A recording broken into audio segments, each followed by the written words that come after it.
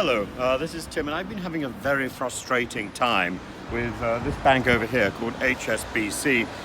Now, it's got nothing to do with the Rugby branch, who are lovely. The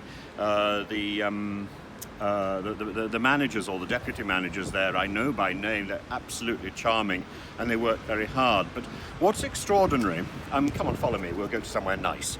What's extraordinary is when you contact Hsbc, you can't do so except through the telephone. And that's not just for me, it's not just for a customer, it's also the same for the managers in the bank.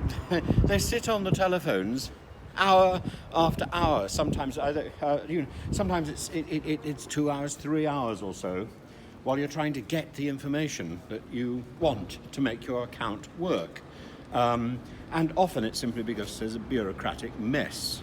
Now, I've been caught in the middle of a bureaucratic mess for a good 6 months now. It's got nothing to do with the pandemic. It's actually got nothing to do with me. It's entirely to do with this scurrilous and really contemptible bank. Now, when I'm thinking of banking, of course, I always think of that wonderful scene in Mary Poppins and of Michael. In fact, I see myself a little bit like Michael Banks, and I'm thinking of my tuppence.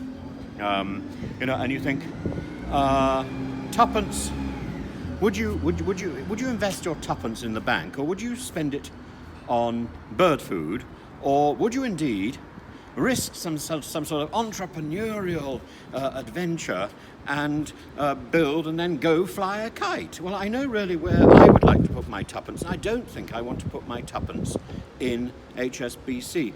But the sort of nonsense that's been occurring in the last few weeks, actually, it's got really bad. I have had letter after letter. One letter telling me that they're actually going to close my account because I haven't responded to a request on, quote, a banner. Well, there was no banner on my account. I went to the bank today. I spoke to the bank manager, and she said, "Oh, we've heard this often. They talk about information on a banner. There is no banner.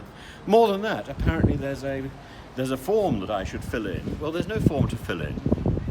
This is sort of nonsensical, and it's arrogant, and it's disturbing. And this morning we had something else. I had one of those dead phone calls, where the telephone rings, you pick it up, and nobody answers, and that was Hsbc. Now, this has happened a few times, and in the past I've said, "Oh, we called you on the 3rd of May, we called you on the 11th of May, you didn't reply, and this is why we want to close your account."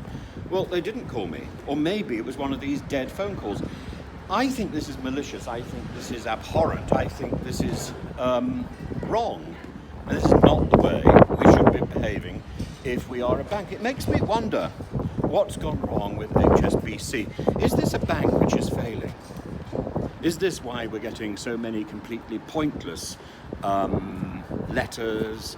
Why we're getting contradictory letters? So the other day they said we're going to have a telephone meeting on such and such a day, and then I got a letter saying something else.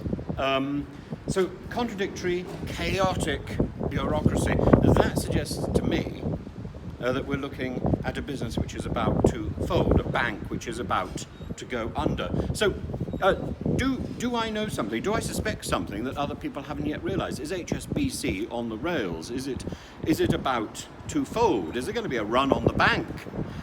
Would I be advised to get out quickly? Because that's certainly how I feel.